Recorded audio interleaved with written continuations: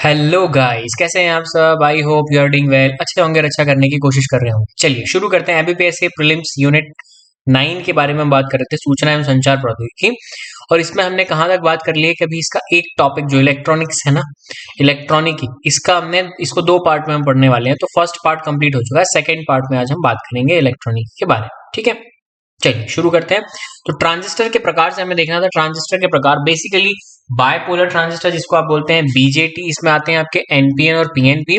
And field effect transistor जो होते हैं एफईटी, जंक्शन फील्ड इफेक्ट। ठीक है, अच्छा, अब यहाँ पर मैंने आपको लास्ट वीडियो में एक टास्क दिया था और बोला था कि आपको एक फुल फॉर्म बताना है।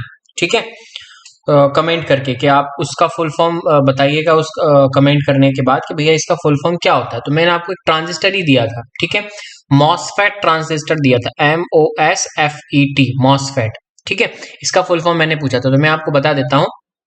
MOSFET means metal oxide semiconductor field effect transistor.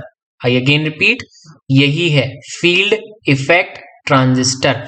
And MOS means metal oxide semiconductor. ठीक है, याद रहेगा ये। तो एक बीजेटी में एनपीएन और पीएनपी टाइप के होते हैं और एफईटी में मॉसफेट होता है, इसका एक टाइप मॉसफेट जो मैंने आपको बताया। चलिए नेक्स्ट आता है जो आपका आईसी है, एकीकृत परिपथ, इंटीग्रेटेड सर्किट। उसके टाइप कौन कौन से होते हैं? तो इसके बेसिकली 3 टाइप होते हैं। एक होता है एनालॉग, डिजिटल एंड मिश्रित। एनालॉग मतलब होता है कि जिसमें इनपुट और आउटपुट सिग्नल ना कंटिन्यूअसली आते रहते हैं, कंटिन्यूअसली अपना काम करते हैं, इनपुट और आउटपुट। ठीक है, यस, एनालॉग आईसी को बोलते हैं हम लीनियर आईसी। ये सबसे सिंपल सर्किट होता है और इस सर्किट में कुछ बहुत कम कंपोनेंट लगे होते हैं। ठीक है, ऐसे माइक्रोफोन एक ऐसी डिवाइस है जो साउंड को इलेक्ट्रिकल सिग्नल में कन्वर्ट करती है। तो ये एक एनालॉग। देन आता है डिजिटल। डिजिटल में क्या होता है कि हम 0 और 1 पर इसको काम करते हैं। तो 1 मतलब होता ऑन, 0 मतलब होता ऑफ। तो इसको बोलते हैं हम आईसी, इंटीग्रेटेड सर्किट डिजिटल। ठीक है, और ये डिजिटल आईसी है, 1 और 0 के फॉर्म में काम करती है। 1 का मतलब होता है हाई सिग्नल मतलब ऑन, और 0 का मतलब होता है लो सिग्नल मतलब ऑफ। ठीक है, इसके अलावा इसके एग्जांपल्स देखें तो माइक्रो कंप्यूटर और माइक्रो प्रोसेसर इसके एग्जांपल। अगर हम मिश्रित के बारे में बात करें तो इसमें दोनों चीजें होती हैं, मतलब इसमें एनालॉग भी होता है और डिजिटल भी होता है। तो इस टाइप के सर्किट में एनालॉग और डिजिटल दोनों टाइप के सर्किट होते हैं। और ये डिजिटल से एनालॉग कन्वर्टर और एनालॉग से डिजिटल कन्वर्टर की तरह से काम करते हैं। ठीक है, आई कैन रिपीट, एनालॉग से डिजिटल और डिजिटल से एनालॉग कन्वर्ट कर सकते हैं। ठीक है, एडीसी तथा डीएसी के जो सर्किट होते हैं वो इसी कैटेगरी में आते हैं। ठीक है, एडीसी और DAC, got it. Now programmable IC, different different type of IC. तो प्रोग्रामेबल आईसी मतलब जिसमें आप प्रोग्राम कर लेते हैं कुछ। ठीक है, कंप्यूटर का यूज हो जाता है तो प्रोग्रामिंग के हिसाब से जो आईसी रन हो प्रोग्रामेबल हो गए। टाइमर आईसी, वोल्टेज पिन जिसमें टाइम सेट हो जाता है, आईसी सर्किट जिसमें टाइम का ध्यान रखती है लाइक स्टॉप वॉच। ठीक है, उसके बाद कंपेरेटर आईसी, ये मल्टीपल इनपुट सिग्नल को कंपेयर करता है, कंपैरिजन पर काम करता है, देन आउटपुट आपको दिखाता है। तो ये कंपेरेटर आईसी होगा।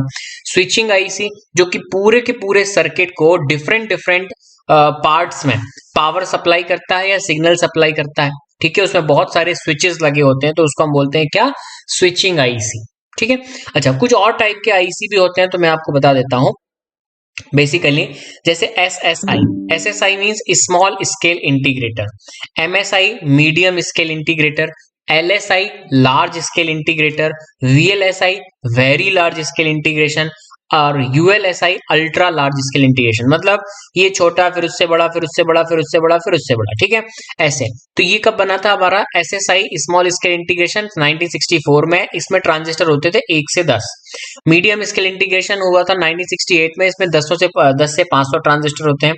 1971 में बना आपका एलएसआई लार्ज स्केल इंटीग्रेशन, 500 से 20,000 से समथिंग इसमें आपके सर्किट होते हैं, सॉरी ट्रांजिस्टर होते हैं। उसके बाद वेरी लार्ज स्केल इंटीग्रेशन 1980 में आया, इसमें 20,000 से 10 लाख तक होते हैं। और अल्ट्रा लार्ज स्केल इंटीग्रेशन 1984 में आया, इसमें मोर देन 10 लैक्स होते हैं। ठीक है, ये सिंबल्स हैं, बेसिकली ये आते तो नहीं है बट फिर भी एक बार अगर आप चाहें तो देख सकते हैं, बहुत मुश्किल है कि आपको आए। देन आता है हमारा माइक्रो प्रोसेसर। माइक्रो प्रोसेसर मतलब आपको समझ आ गया होगा, इसमें लाखों ट्रांजिस्टर्स, लगे होते हैं और एक ही सर्किट में लगे होते हैं, ठीक है। तो आईसी ही है एक टाइप से, और इसको ऐसे तैयार किया जाता है कि पूरा ये सेंट्रल प्रोसेसिंग यूनिट के नाम से हम इसको जानते हैं। मेन सीपीयू होता है ये माइक्रो प्रोसेसर, ठीक है। तो कंप्यूटर का ब्रेन हम इसी को बोलते हैं। और सिर्फ कंप्यूटर ही नहीं, कैलकुलेटर से लेकर जो घड़ी है, जो टेलीविजन है, उस तक हर इलेक्ट्रॉनिक डिवाइस में किसी ना किसी टाइप का एक माइक्रो प्रोसेसर लगा होता है, याद रखिएगा। अगर हम इसके काम के बारे में बात करें तो हार्डवेयर और सॉफ्टवेयर में जो तालमेल होता है उसको नियंत्रित करना, उसको कंट्रोल करना। हार्डवेयर और सॉफ्टवेयर में जो एक एक कम्युनिकेशन होता है ना, उसको कंट्रोल करना इसका काम होता है माइक्रो प्रोसेसर का। प्रोसेसर की जो पावर होती है, जो शक्ति होती है ना, वो हम गीगा हर्ट्ज पर डिपेंड करती है। किस पर? Giga hertz. ये क्वेश्चंस पूछे जाते हैं, ये बहुत इंपॉर्टेंट है, ठीक है। मतलब प्रोसेसर जितने ज्यादा गीगा हर्ट्ज का होगा उसकी मतलब स्पीड उतनी ज्यादा हो। प्रोसेसर कोर, अब ये कोर का मतलब क्या होता है? तो कोर बेसिकली एक गणना है, एक यूनिट या एक चिप होती है, ठीक है, काउंट करने वाली। चिप पर प्रोसेसर की गति निर्भर करती है, ठीक है। ओके, अब कैसे गति निर्भर करती है तो मैं आपको बता दूं, जैसे डुअल कोर, मतलब उसमें दो कोर है, तो इस प्रोसेसर में दो कोर होंगे। डुअल मींस दो कोर। ये सिंगल प्रोसेसर की तुलना में डबल, दोगुने तेजी से काम करेगा। क्वाड कोर मतलब इसमें चार हो गए कोर, ठीक है। Hexa core, multi core processor, इसमें 6 हो गए, ठीक है। ऑक्टा कोर, इसमें 8 हो गए। डेका कोर, इसमें 10 हो गए, ठीक है। तो ये याद रखिएगा। फ्यूज, इलेक्ट्रॉनिक डिवाइस जो सर्किट को बिजली से अगर कोई नुकसान होता है, फ्यूज तो आपको पता होगा ना, फ्यूज क्या करता है बेसिकली, ठीक है, जल्दी पिघल जाता है। वो ये सब फिजिक्स में भी हम पढ़ेंगे, जल्दी पिघल जाता है। अगर ज्यादा करंट फ्लो होता है तो वो पिघल जाता है और अपना जो सर्किट है उसको ब्रेक कर देता है, जिससे कि आग ना लगे, शॉर्ट सर्किट ना हो। इसमें जो मेटल हम यूज करते हैं, जिंक है, कॉपर है, एल्यूमिनियम है, अर्गन है, ठीक है, ये सब हम यूज करते हैं। इसके बाद आता है हमारा रेक्टिफायर, ठीक है, या इसको बोलते हैं दिष्टकारी या रिजुकारी या रेक्टिफायर। अब ये क्या करता है? ये एसी करंट को डीसी में कन्वर्ट करता है, ठीक है। ट्रांजिस्टर नहीं करता कन्वर्ट, हम हर बार कंफ्यूज होते हैं। ट्रांजिस्टर कन्वर्ट नहीं करता, रेक्टिफायर करता है एसी टू डीसी, ठीक है। उसके बाद आता है हमारा विद्युत इन्वर्टर या पावर इन्वर्टर। ये ऐसी पावर सप्लाई है जो डीसी को एसी में कन्वर्ट करता है। तो आपसे याद रखना है, अगर आपको एसी से डीसी में जाना है तो आप रेक्टिफायर का इस्तेमाल करेंगे। किसका? रेक्टिफायर का। और अगर आपको डीसी से एसी में जाना है तो आप किसका इस्तेमाल करेंगे? इन्वर्टर का इस्तेमाल करेंगे, ठीक है। ओके, अगर हम भारत में इसके विकास क्रम के बारे में बात करें तो होमी जहांगीर भाभा और विक्रम साराभाई ने काफी ज्यादा काम किया इलेक्ट्रॉनिक्स की फील्ड में। 1970 में इलेक्ट्रॉनिक्स डिपार्टमेंट बनाया गया। 26/9/74 को सेंट्रल इलेक्ट्रॉनिक्स लिमिटेड गाजियाबाद में स्थापित की गई। 1980 में standardisation, testing and quality certification की स्टार्ट किया गया। 1984 में प्रायोगिक सूक्ष्म तरंग इलेक्ट्रॉनिक अभियांत्रिकी तथा अनुसंधान संस्था, society for applied microwave electronics engineering and research, Sameer जिसको आप बोलते हैं, वो स्टार्ट किया गया। तो आपसे जनरली ऐसे ही पूछा जाता है समीर की स्थापना, तो 1984 आपको बता देना है, ठीक है। उसके बाद आता है 7वीं पंचवर्षीय योजना। तो किस पंचवर्षीय योजना में हमने इलेक्ट्रॉनिक्स के उद्योग को प्रोत्साहन दिया? तो आप बोलेंगे 7वीं पंचवर्षीय योजना, जो 1985 से 1990 तक रही है।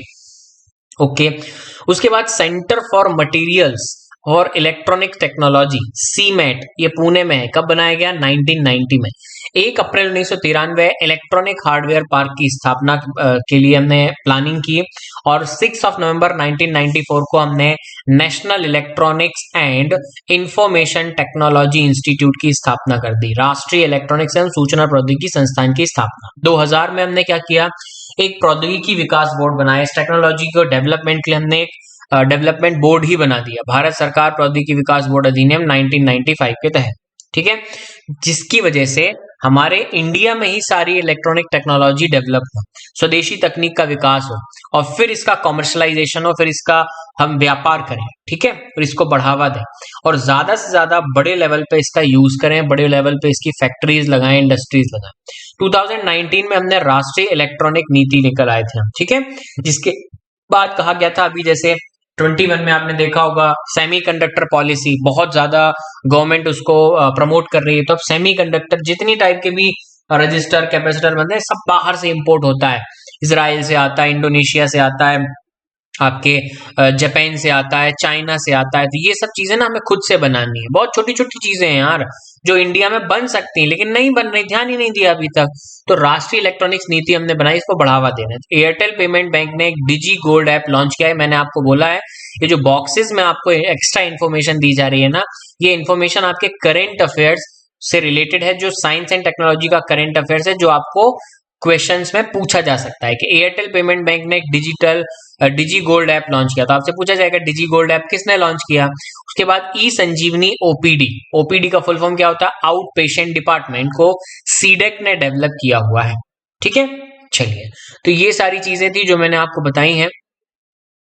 और इसमें मैंने पूरी कोशिश की है कि बहुत ही इजी वे में आपको सारी चीजें समझ में आए, और बहुत ही गागर में सागर भरने का काम मैंने किया है नोट्स। ठीक है, so thank you guys, thank you very much. अगर आप चाहते हैं कि इसी टाइप से सारी क्लासेस चलती रहें तो प्लीज लाइक कीजिएगा, कमेंट कीजिएगा, शेयर कीजिएगा, ज्यादा से ज्यादा दोस्तों लोगों को बताइए, क्योंकि ये फ्री क्लासेस हैं कंप्लीटली। और अगर आप ये नोट्स परचेज करना चाहते हैं तो लिंक डिस्क्रिप्शन में दिया हुआ, वहां पर जाकर नोट्स परचेज कर सकते हैं। Thank you very much.